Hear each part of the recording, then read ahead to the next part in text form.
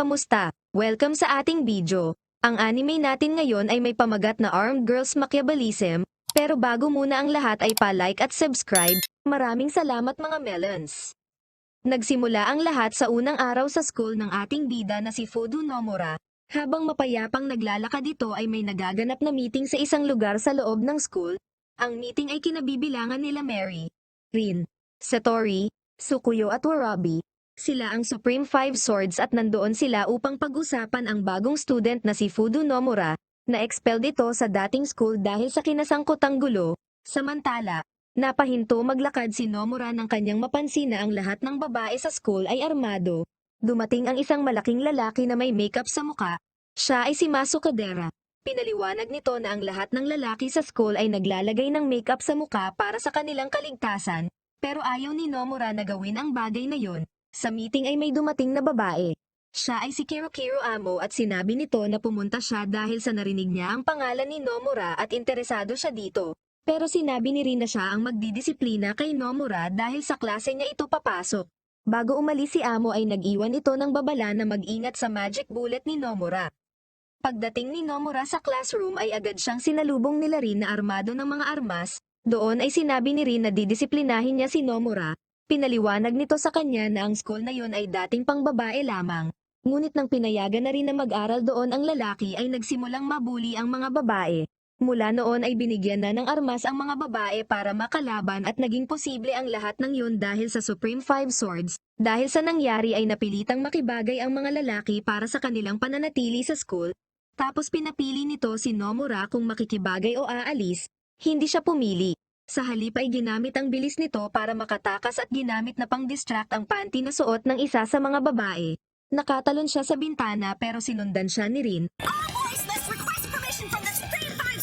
Pinag-uundayan siya nito ng espada. Kaya sinipa niya ito pero sinanggalang ito ni Rin. Gumagamit si Rin ng teknik mula sa Kashime Shinden School, isang estilo na gumagamit ng paghinga upang mapalakas ang bawat atake. Ginagamit ni Nomura ang kanyang paa para masalag ang mga atake. Nagpatuloy lang ang laban at mas lalo pang tumindi.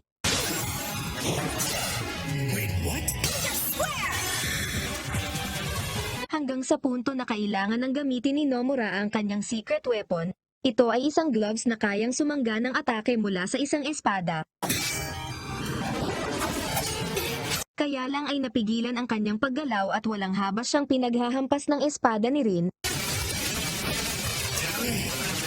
Nakakita ng pagkakataon si Nomura na hawakan ito sa tagiliran. Dito ay ginamit niya ang sikretong teknik na nagpatalsik kay Rin. Ayon kay Nomura ay nagmula ito sa bigong sword technique na kanyang pinakinabangan at hindi niya pa alam kung ano ang itatawag dito. Naalala ni Rin ang sinabi ni Amo na magic bullet at nasambit ito. Nagulat si Nomura at tinanong kung sino ang nagsabi sa kanya nun. Pero biglang dumating ang kanang kamay ni Rin at pinalo siya sa ulo. Dahil doon ay nasubsob ang mukha nito kay Rin at nahalikan niya ito nang hindi sinasadya, sobra itong nagalit at isinumpa si Nomura. Kinagabihan ay sinabi ni Masuko kay Nomura na kung hindi niya kaagad natapos ang laban ay maaaring siya pa ang natalo. Ayon kay Nomura ay pinaghirapan niyang matutunan ang teknik na ginamit niya noong bata pa siya. Sinabi sa kanya ni Masuko na kailangan niya ng stamp mula sa Supreme Five Swords para maging malaya. Kaso mukhang mahihirapan si Nomura. Kinabukasan ay sinimulan na nito ang kanyang plano na makakuha ng stamp card mula kay Rin. Nakagawa siya ng paraan na makakuha ng isang box ng cake sa tulong ni Masu Kadera. Tapos ay agad niyang pinagtanong kung nasaan si Rin. Nalaman niya na nilalagnat ito at nagpapahinga sa dorm ng mga babae. Habang si Rin naman ay hindi pa rin makamove on sa paghalik sa kanya ni Nomura. No, he should have been somewhat grateful. Maya-maya ay nakaramdam si Rin na may paparating at agad na naghanda. Nakapasok si Nomura gamit ang bintana. Inatake siya ni Rin ng espada ngunit agad niya itong nasalag, sabay dikit ng mukha kay Rin para tiyakin kung may lagnat nga ito. Namula ang mukha ni Rin sa kanyang ginawa, ibinigay niya kay Rin ang dalang cake at pinuri ang cuteness nito.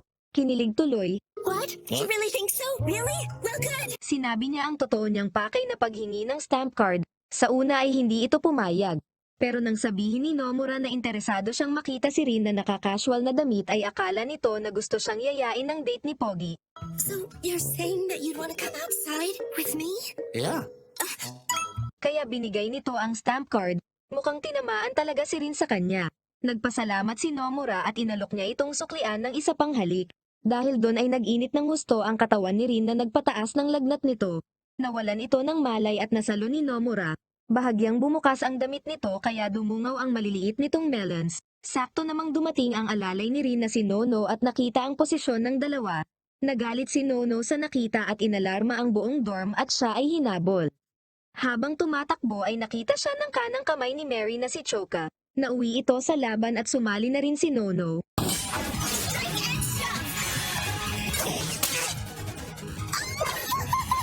Pero madali niyang natalo ang dalawa at umiyak na lamang.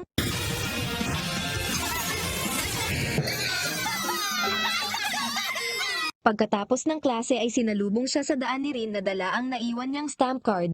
Dahil sa pagmamadaling makatakas kay Nono, tagumpay siyang nakakuha ng stamp mula kay Rin. Kaya lang ay lalo pang lumala ang kanyang sitwasyon. Dahil sa pinaiyak niya sila Choka at Nono ay lagi na siyang babantayan ni Rin. Dahil sa insidente ay pareho nang nakatuon sa kanya ang atensyon nila Mary at Rin. Ang tanging tao lamang na nakaligtas sa dalawa ay ang tinatawag nilang Empress na si Amo. Ayon kay Masuko ay gumagamit din ng kamay sa pakikipaglaban si Amo na para bang isang blade. Mukhang pamilyar kay Nomura ang teknik na yon. Si Amo ay isa ring transfer student na kagaya ni Nomura. Kinaumagahan ay sinundo siya ni Rin mula sa dorm kasama si Mary at Shoka bilang parte ng pagbabantay sa kanya. Sinasabi nito na masyadong maluwag si Rin sa pagbabantay kay Nomura. Tapos ay pinaratangan siya na may ginawang kahalayan kila Choka at Nono. Pinagtanggol siya ni Rin mula kay Mary. Kaya sinabi ni Mary na mula nang mahalikan si Rin ni Nomura ay nagbago na ito. Nagpaiwan si Rin para kausapin si Mary. Sinabi dito ni Rin na kanya lamang si Nomura at huwag itong gagalawin. Nauwi sa paglalaban ang dalawa habang si Nomura naman ay hinabol ni Choka upang kalabanin. Pero madaling niyang nakuha ang sandata ni Choka gamit ang kanyang sinturon. Kaya lang ay dahil sa ginawa niya ay nahulog ang kanyang pantalon at nakita yun ni Choka. Bumula ang bibig nito at nawalan ng malay. Samantala, natalo sa laban si Rin dahil hindi pa ito tuluyang nakaka-recover. Ikinagulat naman ni Nomura nang makita niya si Amo sa taas ng hagdan. Tapos nagtaka siya dahil mukha itong babae. Sinugod niya ito pero napahinto nang tawagin siya ni Mary at tanungin kung bakit siya tumatakbo nang nakalawit ang pototoy. Tapos muling naalala ni Amo ang nangyari noon sa kanila ni Nomura. Inalok siya ni Amo na sumali sa grupo nito. Pero hindi niya yun tinanggap at sumugod. Kaya lang ay natalo si Nomura. Sinumpa ni Amo na papatayin niya si Nomura. Nagsimula na ang laban nila Nomura at Mary. Kaya lang ay nahihirapan siya dahil hindi niya ma-deflect ng kamay ang mga tusok mula sa rapier. Napuno siya ng sugat sa katawan. Dahil sa bawat pagsugod niya ay natutusok lang siya. Habang si Rin naman ay tinatanong si Choka kung nasaan sila Nomura. Pero hindi niya ito na-gets. Kaya naligaw tuloy. Sa laban ay hindi pa rin siya makalapit kay Mary. Kaya nag-decide siyang sumugod na lang at magpatama sa rapier. Pero ang hindi alam ni Mary ay may nakalagay na magazine sa damit ni Nomura. Dito ay tinapos na ni Nomura si Mary.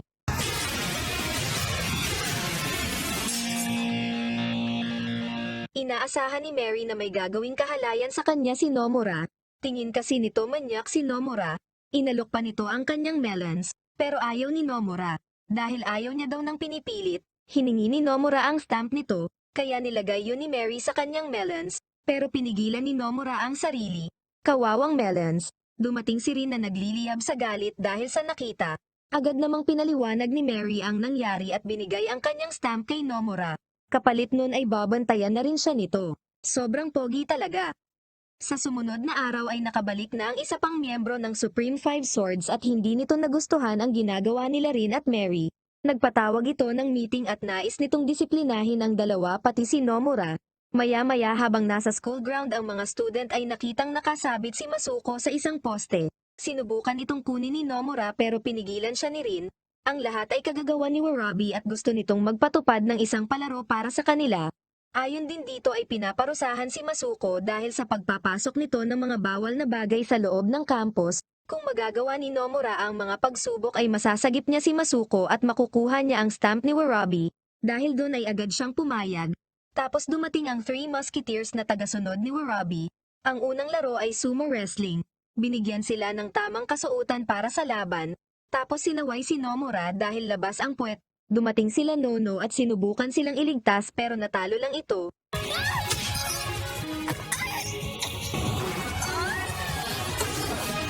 Sinabi ni Rin na gagawin nila ang palaro at inawat ang dalawa. Nalaman nilang marunong magsuot ng mawashi si Nomura kaya dito na lang sila nagpasuot. Hiyang-hiya si Rin habang sinusuotan ng mawashi.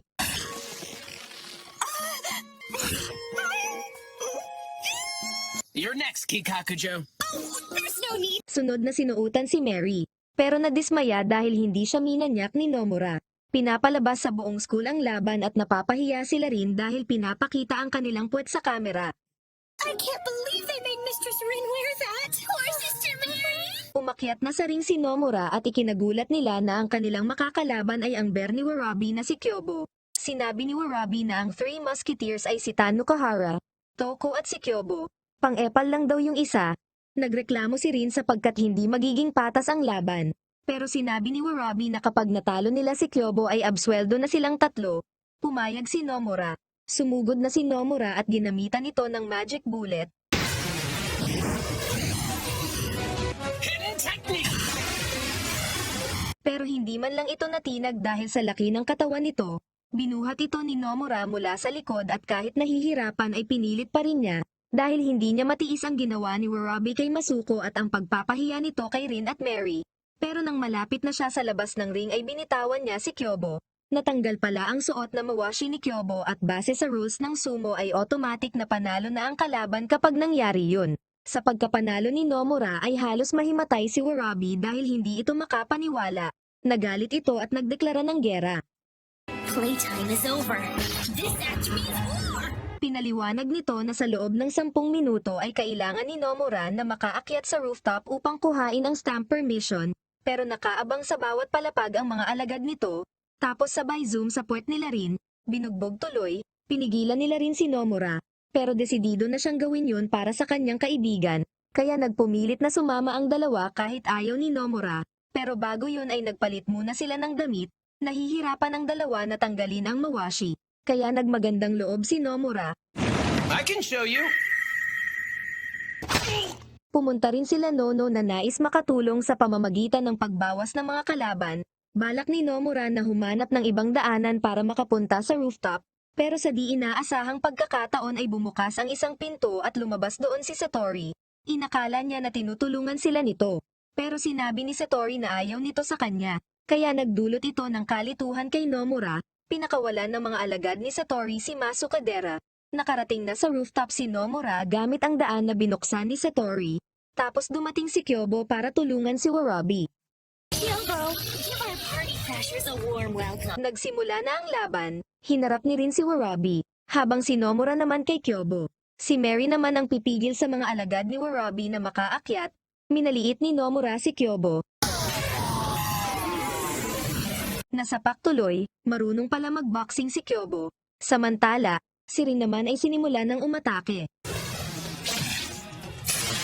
Pero siya ay napuruhan ng patalim na hinagis ni Warabi at ng espada nito. Muling umatake si Rin pero nasalag ito. Nagawa naman makabawi ni Rin gamit ang sipa. Habang si Nomura naman ay hirap na mapabagsak si Kyobo. Tapos na corner pa siya nito sa gilid. Nahihirapan din si Mary na pigilan ng Three Musketeers. Masama ang lagay nilang lahat, kaya pinalakas ni Nomura ang loob ng dalawa. Hindi na makagalaw si Kyobo dahil sa mga natamong magic bullet, kaya tinapos na ito ni Nomura gamit ang suntok. Tinapos na rin ni Mary ang Three Musketeers. Habang si Rin naman ay nakipagsabayan kay Warabi. Sa huli ay si Rin ang nanalo. Pinasalamatan ni Nomura ang lahat sa pagtulong sa kanya. Tapos sinabi na nais niyang ipasuot ang mawashi kila Warabi. Kaya lang ay nagalit ang dalawa. Dahil akala nila gusto lang imanyak ni Nomura ang mga babae. This won't do at all. Kinaumagahan ay pinakita si Rin na nagdadalawang isip na muling magsuot ng isang buong maskara. Dahil naaalala niya ang sinabi sa kanya ni Nomura na siya ay cute, habang si Mary naman ay nagpalit ng perfume, sana all pogi. Kaso dahil sa pinamalas niyang galing sa palaro ni Warabi ay naging sikat na siya sa lahat ng babae. Selos tuloy yung dalawa. Sinusundan siya ng mga babae saan man siya magpunta. Hindi gusto nila rin at Mary ang nangyayari kaya mainit ang ulo ng dalawa. Napansin ni Nomura na tila ba may nakamasid sa kanya mula sa malayo. Pagkatapos ng klase ay masama pa rin ang loob ng dalawa. Dahil hindi man lang napansin ni Nomura ang kanilang mga binago sa sarili. Pagdating sa dorm ay nakasunod pa rin sa kanya ang misteryosong tao. Pagkatapos kumain ay agad siyang nakatulog at may pumasok sa loob ng kanyang silid. Kinaumagahan ay maaga siyang nagising para hintayin yung dalawa. Napansin niya na ibinalik ni Rin ang dati nitong uniform at ganun din ang perfume ni Mary. Kinilig tuloy, sinabi niyang mas bagay sa dalawa ang palagi nilang ginagamit, pero nang paalis na si Pogi ay pinigilan nila ito para gawin ng inspection sa gamit nito. May nakita si Rin sa bulsa ng kanyang damit na lubos nitong ikinagalit. Nagalit din si Mary. Ito ay isang picture ni Nomura na nakahubad sa kama habang nakapatong si Satori. Sa galit ay nais na siyang tapusin ng dalawa. Habang tumatakbo ay nakasalubong niya si Warabi at tinulungan siya nitong magtago. Paglagpas ng dalawa ay sinabi niya kay Warabi ang nangyari. Ayon kay Warabi ay parte ito ng plano ni Satori. Nais nitong sirain ang relasyon ni Nomura sa dalawa upang hindi ito makagulo sa kanyang gagawin. Tapos biglang naalala ni Nomura na hindi nakatayo ang kanyang pototoy doon sa litrato. Kaya naman gusto niyang kuhain ang original copy ng litrato para ito ay mapatunayan. Pero para magawa yun ay kailangan niya muling pumasok sa dorm ng mga babae sa tulong ni Warabi. Sunod ay nasa torture room na si Nomura, pinaparusahan habang nakagapos pabaliktad. I can't believe we spent this much in the Natigil lamang ito nang makita ng dalawa ang malalim niyang peklat sa likod. Pag-alis ng iba ay dumating si Warabi para kunin siya. Nakapasok siya sa dorm sa pamamagitan ng sadyang pagpapahuli gamit si Warabi at pagkatapos ay tutulungan siya nito makatakas sa kulungan. Dumiretso sila sa kwarto ni Satori upang hanapin ang original copy ng litrato. Kaso bigo silang makita ang hinahanap nila. Kaya nag-decide na lang sila na pumunta kung nasaan si Satori. Kamuntikan pa silang mahuli. Oh my gosh, what is that? Nakatakas sila ng dahil kay Domo ang anak ni Kyobo. Pagdating sa palikuran kung nasaan si Satori ay dumating ang kanang kamay nito na si Mesogi. Move, you dolt! Nasugatan si Warabi sa pag-atake ni Mesogi. Pagkatapos ay lumabas si Satori na walang damit, lumalabas na inaasahan na nito ang pagdating ni Nomura. Dito ay naalala na ni Nomura na ang mga taong sumusunod sa kanya at ang nangyari ng gabing yun ay kagagawan ni Satori. Nalaman niya rin nakasabuat sa plano si Masu Kadera. Naalala niya ang sandaling nagising siya at muli siyang pinainom ng pampatulog ni Satori. Good night. Samantala, sa kanilang mga silid ay umiinom ang dalawa ng non-alcoholic drink dahil hindi maalis sa kanilang isip si Nomura. Sobrang pogi kasi. Magsisimula na ang laban nila Nomura at Satori na ayaw magsuot ng damit. Tumayo tuloy pototoy niya. He's good. You calm down there, little. Binalaan ito ni Warabi na mag-ingat kay Satori. Tapos siya naman ay haharapin si Mesogi. Ramdam na ni Warabi ang gamot na mula sa bala ng sandata nito na tumama sa kanya. Kaya sinaksak niya ang sarili para hindi makatulog. Si Nomura naman ay agad na inatake ni Satori ng sunod-sunod.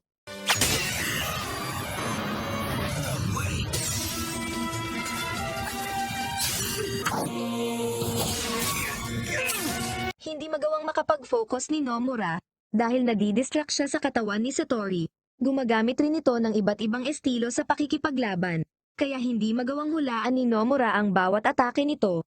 Samantala, lalong lumalala ang lagay ni Warabi dahil sa gamot na nakalagay sa sandata ni Mesogi. Ganun pa man ay tuloy lang ang laban. My guys, so heavy. I will be the one winning this.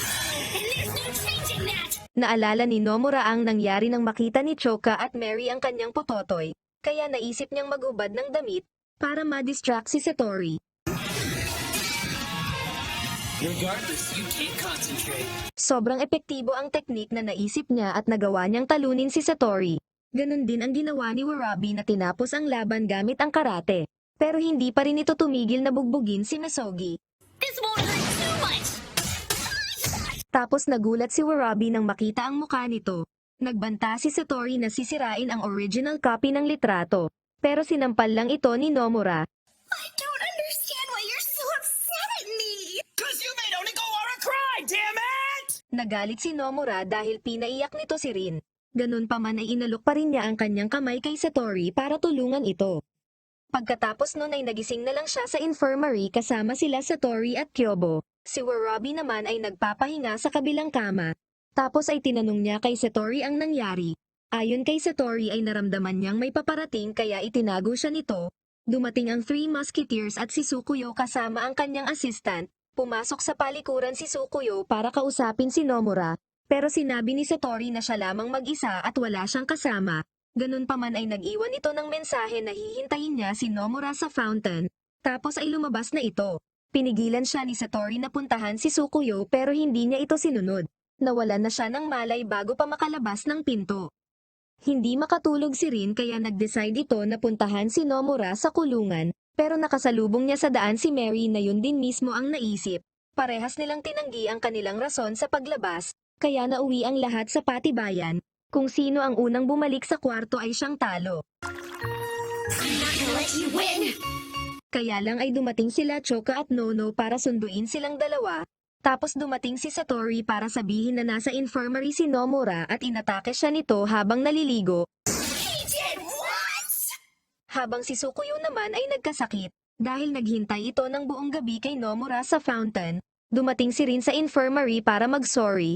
Lumalabas na sinabi dito ni Satori ang totoo na siya ang may gawa ng lahat, tapos nakita ni Rin ang kanyang pototoy. Humingi ng kaparusahan kay Nomura si Rin. Akala nito hahalikan siya ni Nomura. Okay, whatever it is, I'll let you do it. Oh man, I should have brushed my teeth or something. Pero tinanggal lang ni Nomura ang suot nitong maskara. Hindi naging komportable si Rin sa ginawa nito, kaya tinanong ito ni Nomura kung bakit. Ayon kay Rin ay sumama sa ibang babae ang kanyang ama na lubos na ikinalungkot ng kanyang ina. Pinapasuot siya nito ng maskara para hindi na nito maalala ang kanyang ama na kawangis ng kanyang muka. Kaya naman sobra ang tuwa niya nang sabihan siya ni Nomura ng cute. Binalik ito ni Nomura at sinabing tanggalin ang maskara kapag ready na ito na gawin yun. Dito ay sinabi ni Nomura na isa siyang ulila kaya hindi niya alam ang pakiramdam ng may magulang. Isang matanda ang umampon sa kanya na mahilig sa espada. Isinailalim siya nito sa matinding training kung saan niya nakuha ang malaking pilat. Napaiyak si Rin sa kwento ni Nomura. Nomura, thanks so much. Samantala, sa likod ng kurtina ay hindi na mapigilan ni Warabi ang tawag ng kalikasan. Kyobo! Thanks so much for nothing! Tapos dumating si Mary. Humingi din ito ng parusa at inalok ang katawan niya. Agad itong tinanggihan ni Nomura. No thanks, I'm good. You didn't even think about it! Habang si Warabi naman ay naka-jingle na sa balde. Sa kwarto ay nakausap niya si Masuka Deren na inaasahang galit sa kanya si Nomura dahil sa kanyang ginawa. Pero sinabi ni Nomura na alam niyang nagawa lang yun ni Masuka Dera para maprotektahan ang dorm ng mga lalaki. Kinabukasan ay natuklasang nawawala ang Empress na si Amo sa kanyang silid at merong isang envelope na may marka ng grupo ni Satori. Sa palikuran ng mga lalaki naman habang naliligo ang mga bakla ay napasigaw ito dahil may nakita silang anino na may mahabang buhok. Sinumbong nila kay Masuko at Nomura ang nangyari. Kaya lang hindi sila pinakinggan ni Nomura. Tapos dumating si Rin para sunduin ito. Habang si Sukuyo naman ay binalaan ang head ng school sa masamang plano ni Amo. Matapos marinig ang sinabi ni Sukuyo ay kinansela nito ang pasok sa araw na yon. Si Nomura ay nagtaka dahil hindi kasama ni Rin si Mary. Ayon kay Rin ay busy ito dahil may nawawalang bagay sa dorm at nawawala din ang anak ni Kyobo na si Domo.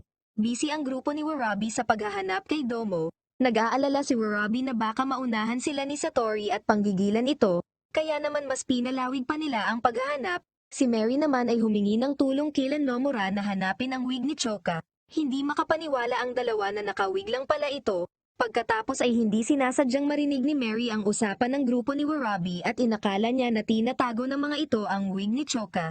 Kalaunan ay nalaman ni Mary na iba pala ang tinutukoy ni Warabi at nagtalo ang dalawa kung ano ang uunahing hanapin. Tapos biglang naalala ni Nomura ang sumbong ng dalawang bakla na anino na may buhok sa bintana. Pinuntahan niya ang mga baklang naliligo, pero pinagbabato siya ng mga ito. tama ang hinala ni Nomura at naresolba niya ang problema. Dumating si Choka na walang suot na wig. Did you find my wig or not? My poor little Shoka. Pagkatapos ay nalaman nila na kanselado ang pasok dahil nawawala ang Empress na si Amo. Samantala, nasa rooftop si Satori na kinakawawa si Mesogi, pero natigilan ito nang dumating si Amo. Lumalabas na hinamon pala ni Satori si Amo sa isang laban. Nakita ni Warabi ang mangyayaring laban mula sa kabilang building kaya nagmadali itong umalis. Unang umatake si Satori pero na-counter lang ito ni Amo. Sunod na umatake si Mesogi para iligtas si Satori.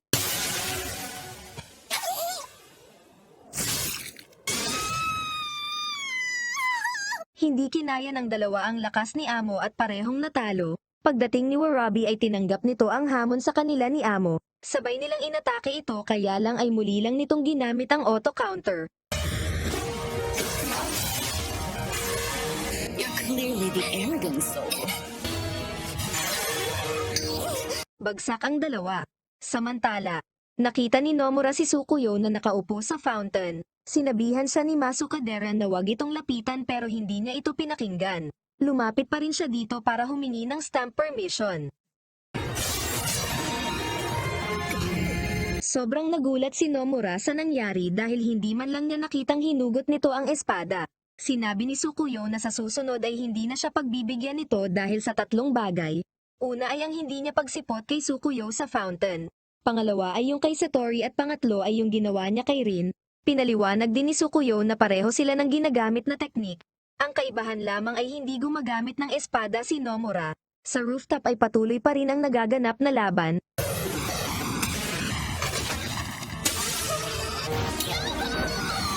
Dumating ang Three Musketeers para tulungan si Warabi, pero mabilis lang ito na pinatumba ni Amo.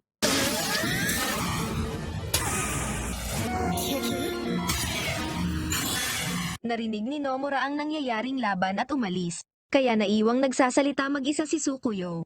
Nagalit tuloy.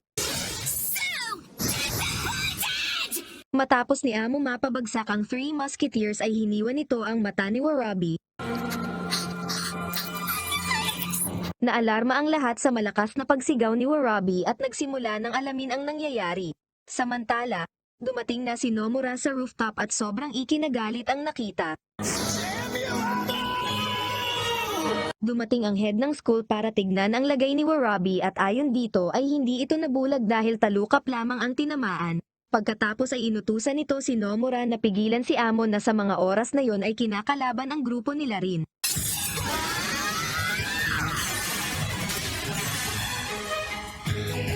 Napatumba ni Amo sila Rin gamit ang mala espada nitong paa. Ayon kay Amo ay may kakayahan siyang patigasin ang parte ng kanyang katawan at gamitin ito na parang espada. Sunod na target ni Amo ay sila Nono at Shoka. Kaya naman pumagitna na si Sukuyo para protektahan ang dalawa. Sumugod si Sukuyo at ginamit ang kanyang bilis.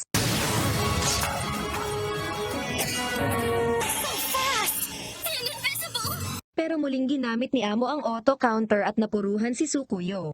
Ayon kay Amo ay mababa ang kalidad ng espada na gamit nito, kaya hindi siya nito nagawang hiwain. Si Amo naman ang sumugod pero napigilan ito ni Nomura.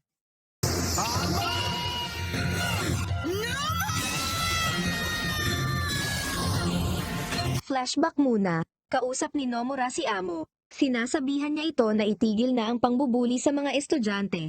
Pumayag si Amo sa gusto ni Nomura at nakipagkaibigan. Matapos nun ay nagpasalamat sa kanya ang estudyanteng binubuli. Inalok ni Amo si Nomura ng tour sa loob ng campus, pero mas pinili niyang sumama sa binubuling estudyante kesa kay Amo. Dahil doon ay nagselo si Amo sa estudyante at binugbog ito. Balik sa kasalukuyan, nag-umpisa na ang laban sa pagitan ni Nomura at Amo. Bagsak si Nomura dahil sa auto-counter ni Amo, pero muli itong nakatayo dahil sa magazine na nakatago sa kanyang damit. Muling umatake si Nomura. Pero madaling naiwasan yun ni Amo. Nagpatuloy ang laban at nahihirapan si Nomura na tamaan ito at ilaga ng sabay. May naisip na plano si Sukuyo at ibinulong ito kay Nomura. Tapos umulan ng malakas kaya nagpaka-sad girl si Amo. Sinasabi nito sa sarili na kung hindi mapapasa kanya si Nomura ay tatapusin na lang niya ito. Ang plano ni Nomura ay sadyang ipakita ang malaking parte ng kanyang balat. He'll just purposefully expose his vitals. Para maakit itong hiwain siya imbes na tusukin. Tagumpay siyang nakalapit at ginamit ang magic bullet. Pagkatapos nun ay muling bumangon si Amo at literal na nagsuntukan ang dalawa.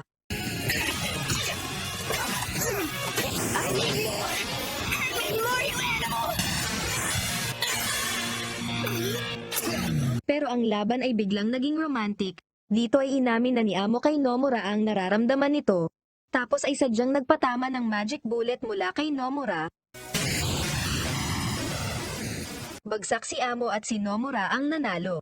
Kaya lang bigla siyang tinutukan ng espada ni Sukuyo at pinilit ito na maging estudyante niya at ang kapalit ay stamp permission nito. Nahinto ang usapan nang biglang dumating ang mga alagad ni Satori para gumanti kay Amo na agad namang pinigilan ng head ng school. Pinaalis nito ang lahat at sinabi kay Nomura na expelled na siya. Araw ang lumipas. Dinalaw ni Nomura si Warabi para mag-goodbye. Nomura. Sunod niyang dinalaw ay si Satori. Hey, let's play again sometime. Samantala, sa opisina ng headmistress ay nandoon sila Rin at Mary na tinututulan ang pag-expelled kay Nomura. Si Nomura naman ay nalaman kay Sukuyo na umalis na sa school si Amo. Nagmadaling umalis si Nomura nang malaman ito. Pero para makalabas ng campus ay kailangan niya ang stamp permission mula kay Sukuyo. Dumating si Nomura sa airport at tinanong si Amo kung bakit ito umalis. Sinabi niya rin na pumayag siya na maging estudyante ni Sukuyo para lang sa tanong na yon. Sinabi ni Amo na sigurado na siya sa kagustuhan niyang umalis. Kaya tinanong na lang ito ni Nomura kung may gusto itong ipasabi sa mga student. Hinagkan siya nito sabay sabi na sa kanya lamang si Nomura.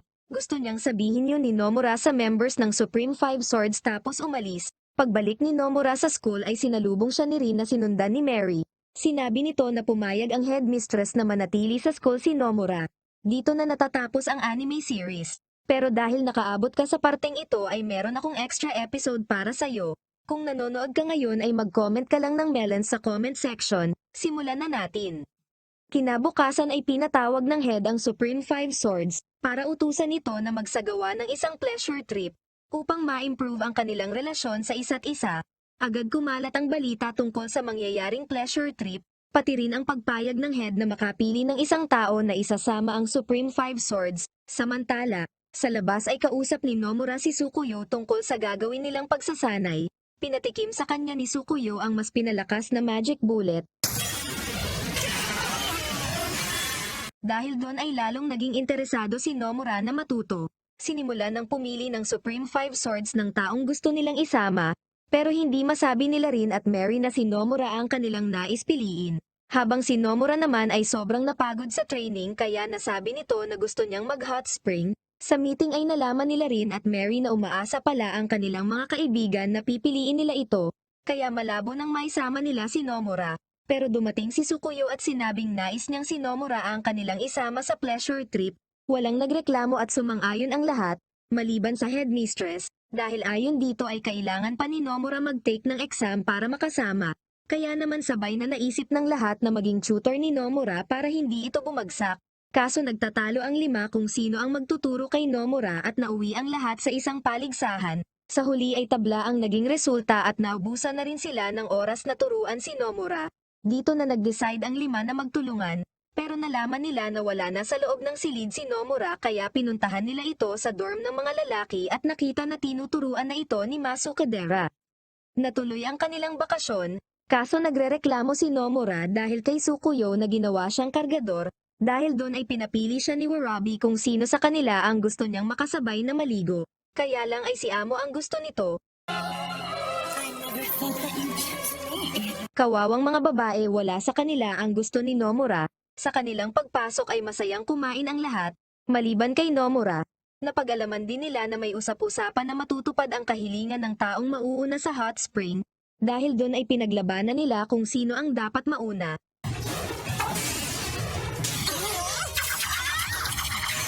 Habang si Sukuyo naman ay walang pakialam, tinalo ni Warabi si Rin dahil nahubaran ito, habang pinabagsak naman ni Satori si Mary. Nagunahan ang dalawa papuntang hot spring at umabot pa sa puntong naghubad para bumilis ang takbo, pero natalo si Warabi ng may bukol dahil pinalo ng espada ni Satori. Habang si Sukuyo naman ay pumasok sa panlalaking paliguan. Nakakita tuloy si Nomura ng maliit na melons. Pinalipad nito si Nomura sa langit. Samantala, tinatanong ni rin si Satori kung ano ang hiniling nito nang biglang mahulog mula sa langit si Nomura. Tuwang-tuwa si Satori dahil natupad ang kanyang hiling na makasamang maligo si Nomura. Dito na talaga nagtatapos ang anime natin ngayon. Salamat sa panonood at kita-kits sa susunod na anime. Bye-bye!